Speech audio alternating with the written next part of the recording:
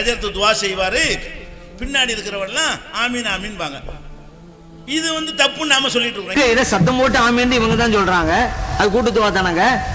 இமாம் வலல் லாலின்னு துவா செஞ்சு முடிக்கிறாரு, இறைவனை எங்களுக்கு நேரே வழியை காட்டுவாயாக. உடனே இவங்க எல்லாம் ஆமீன், நம்ம எல்லாம் தான் சொல்லி சொல்றோம், சத்தம் போட்டு ஆமீன். இதான் கூட்டு துவா. ஒருவர் துவா செய்ய மற்றவர் ஆமீன் குறைதான் கூட்டு துவா.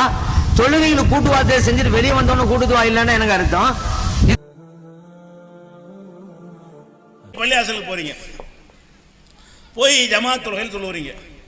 தொழுத உடனே சலாம் கொடுத்தோன்னு என்ன செய்வாரு? அஜர்த்து துவா ஓதுவார். பின்னாடி உள்ளவங்களாம் என்ன செய்வாங்க? ஆமீன் ஆமீன்பாங்க. சலாம் கொடுத்த உடனே இந்த ஆமீன் எல்லா இடத்துலையும் இருக்கு. தொழுகைக்கு எதுக்கு சொல்றேன்னு கேட்டா, அந்த வணக்கத்திலே சேர்த்துட்டாங்க என்பதற்காக சொல்ல வர்றேன். மற்ற எல்லாத்துலையும் இந்த ஆமீன்கிற விளையாட்டு நடந்து கொண்டு இருக்குது. அப்ப தொழுது முடிச்ச உடனே என்ன செய்யணும்? அஜர்த்து துவா செய்வாரு, பின்னாடி இருக்கிறவெல்லாம் ஆமீன் ஆமீன்பாங்க. இது தப்புன்னு நாம சொல்லிட்டு இருக்கோம்.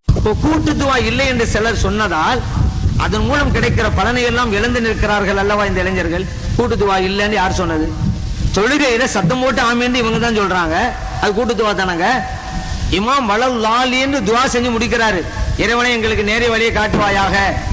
உடனே இவங்க எல்லாம் ஆமீன், நம்ம எல்லாம் தான் சொல்லி சொல்றோம், சத்தம் போட்டு ஆமீன். இதான் கூட்டு துவா. ஒருவர் துவா செய்ய மற்றவர் ஆமீன் குறைதான் கூட்டு துவா. தொழுகையில கூட்டு வார்த்தையை செஞ்சுட்டு வெளியே வந்தோன்னு கூட்டு துவா இல்லைன்னா எனக்கு அர்த்தம். இதுல வேற சொல்றது கூட்டு துவா ஷரியத்துல இல்லங்க அப்படிங்கிறது. ஷரியத்துல இல்லையா? இப்ப நீங்க தொழுகையில செஞ்சீங்களா, அது என்னது? தொழுகை ஷரியத்துல இருக்கா இல்லையா? ஷரியத்துல இருக்கு. அந்த தொழுகை கூட்டு துவா இருக்கா இல்லையா? கூட்டு துவா இருக்கு. அப்ப ஷரியத்துல கூட்டு துவா இருக்குன்னு தானே அர்த்தம். ஷரியத்திலே இல்லை பிதத்னு சொல்றீங்க. வேணுமானா எப்படி சொல்லலாம்? இந்த வஹாபிகள் தொழுகையில் இருக்குதுங்க கூட்டு துவா, தொழுகைக்கு வெளியில இருக்குதா அப்படின்னு கேட்டா இதுக்கு நம்ம பதில் சொல்ல தயார், அது வேறு விஷயம். ஷரியத்திலே இல்லை என்று ஏன் இவர் சொல்லுகிறார்கள்? தொழுகையில கூட்டுதா செஞ்சுப்பட்டு அப்ப இவங்க அப்படி சொன்னாங்க தொழுகை ஷரியத்திலே இல்லைன்னு வந்துடும். தொழுகைக்கு வெளியில இருக்கிறதா கேளுங்க, இருக்குன்னு தர்றோம். ஸல்லல்லாஹு சொன்னாங்க, லா எஜித்தமே மலவுன், ஒரு இடத்துல ஒரு கூட்டம் ஒன்று கூடி எது பாதுகும், அவர்கள் ஒருவர் துவா செய்கிறார், கொஞ்சம் அம்மீன் பாதுகும், மற்றவர்கள் ஆமீன் கூறுகிறார்கள். இல்லா அஜாபஹுமுல்லா, இறைவன் அந்த துவாவை உடனடியாக அங்கீகரிக்கிறான். ஹாக்கிமிலே பதிவு செய்யப்பட்ட ஹதீஸ். ஸைத் இப்னு சாபித் ரலியல்லாஹு அன்ஹு சொல்றாங்க, ஸல்லல்லாஹு அவங்க கூட நானும் எனது தோழர் ஒருவரும் அபூ ஹுரைரா ரலியல்லாஹு அன்ஹு அவங்களும் 3 பேர் இருந்தோம். ஸல்லல்லாஹு எங்களை பார்த்து சொன்னாங்க, துவா செய்யுங்க. நான் ஃபர்ஸ்ட் துவா செஞ்சேன், ஆமீன் என்றார்கள் ஸல்லல்லாஹு அலைஹி வஸல்லம் அவர்கள். எனது தோழருக்கு அடுத்து துவா செஞ்சாங்க, ஆமீன் என்றார்கள் ஸல்லல்லாஹு அலைஹி வஸல்லம் அவர்கள். அதுக்கு அடுத்து அபூ ஹுரைரா ரலியல்லாஹு அன்ஹு துவா செஞ்சாங்க, அதற்கும் ஆமீன் என்றார்கள் நபிகள் நாயகம் ஸல்லல்லாஹு அலைஹி வஸல்லம் அவர்கள். இது ஹாக்கிமிலே பதிவு செய்யப்பட்ட ஹதீஸ். ஒருவர் துவா செய்ய மற்றவர் ஆமீன் கூற ஸல்லல்லாஹு அலைஹி வஸல்லம் நடைமுறைப்படுத்தி காட்டியது தொழுகைக்கு வெளியிலே தானே. அப்ப இது மார்க்கத்தில் இருக்கா இல்லையா? மேலும் ஸல்லல்லாஹு அலைஹி சொல்றாங்க, இதா தஅவுது, நான் துவா செய்தால் ஃபஅமினு, நீங்க ஆமீன் சொல்லுங்க.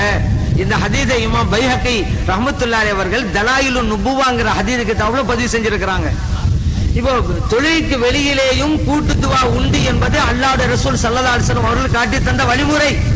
ஆனா இன்னைக்கு வாபில் சொல்வது என்ன? கூட்டு துவா மார்க்கத்திலே இல்லை அப்படிங்கிறாங்க. அது எப்படி இல்லாமல் ஆகும்?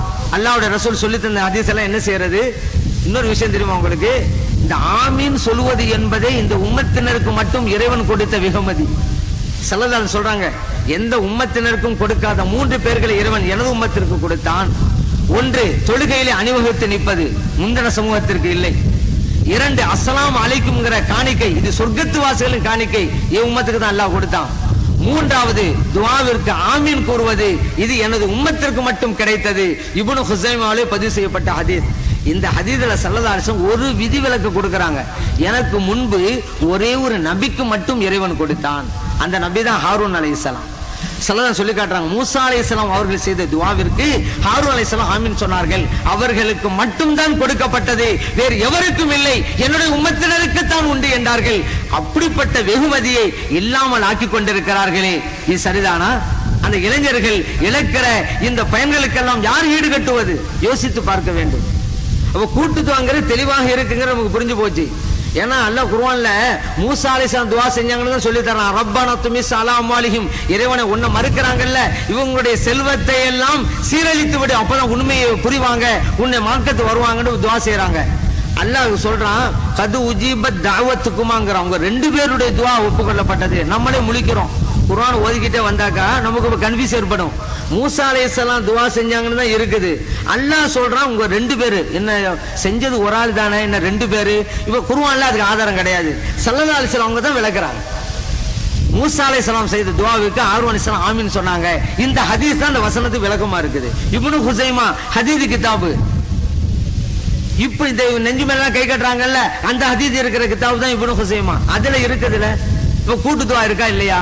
சில பேர் சொல்றது நம்முடைய தேவைகளுக்கு இமாம் என்ன கேட்பது அப்படிங்கிறது. அதுக்கு ஒரு ஹதீஸை சொல்றேன். அனஸ் ரலியல்லாஹு அன்ஹு சொல்றாங்க, ஸல்லல்லாஹு அலைஹி வஸல்லம் எங்க வீட்டுக்கு வந்தாங்க. எனது தாயார், என்னுடைய ஹாலா உம்மு ஹராம் ரலியல்லாஹு அன்ஹா, நாங்க 3 பேர் இருந்தோம். ஸல்லல்லாஹு வந்த உடனே நீங்க எல்லாம் தொழுகைக்கு தயாராங்கன்னாங்க. அது ஃபர்லான தொழுகை நேரம் அல்ல, நஃபிலான தொழுகை. நாங்க எல்லாம் மோமுங்களா நின்றோம். ஸல்லல்லாஹு அலைஹி வஸல்லம் இமாம் நின்று தொழ வச்சாங்க. சலாம் கொடுத்த பிறகு தஆலனா, எங்கள் 3வருக்காக துஆ செய்தார்கள்.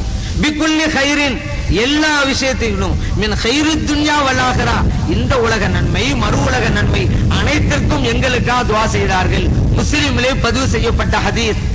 ஒரு இமாம் மோமுங்களுக்கு துஆ செய்யலாங்கிறது அல்லாஹ்வுடைய ரசூல் ஸல்லல்லாஹு அலைஹி வஸல்லம் காட்டி தர்றது. அதைத்தான் இன்னைக்கு இமாம்கள் செய்யறாங்க. அதை மார்க்கத்தில் இல்லாதது என்று சொல்லுகிறார்கள் வஹாபிகள். என்றால் இந்த வஹாபிகளுக்கு மார்க்கம் எது அதை அவங்க சொல்லணும். இல்ல குர்ஆன் ஹதீஸ் தான் உங்களுக்கு மார்க்கம் சொன்னா ஹதீஸ்ல இருக்குது. இல்ல இந்த ஹதீஸில் உள்ளதை நாங்க ஏற்றுக்கொள்ள மாட்டோம் அப்படின்னு சொன்னா அப்ப அவங்களுக்கு மார்க்கம் எது? இப்னு தய்மியாவா? அது தெளிவா சொல்லட்டும். முஹம்மது அப்துல் வஹாபா தெளிவா சொல்லட்டும். உண்மையிலேயே கூட்டு துஆ இருக்கிறதுங்கிறது இத்தனை ஹதீஸும் வச்சுட்டோம்ல, இதெல்லாம் தொழிலுக்கு வெளியில தானே, ஏன் மறுக்க வேண்டும்? விவகாரம் பண்றேன்னா எதுக்கும் பண்ணிக்கிட்டு போனாங்க. குர்ஆன் பேர் நடக்கிறேன்னு சொல்லிட்டா நடக்கலாம், விவகாரம் பண்ணணும் பண்ணி போய்கிட்டே இருக்கலாம். உண்மையிலேயே குர்ஆனையும் ஹதீஸையும் பின்பற்ற வேண்டும் என்ற முடிவுக்கு ஒரு வந்துவிட்டால் கூட்டு துஆ ஹதீஸில் இருக்கிறது, ஏற்று நடக்க வேண்டும்.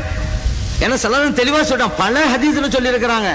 இதா ஹலர்துல் மரீல், ஒரு நோயாளியை நீங்கள் சந்திக்க சென்றால், அவில் மையத் அல்லது ஒரு மையத்தை பார்க்க சென்றால், ஃபகூலு கைரன், நல்லதை சொல்லுங்கள்.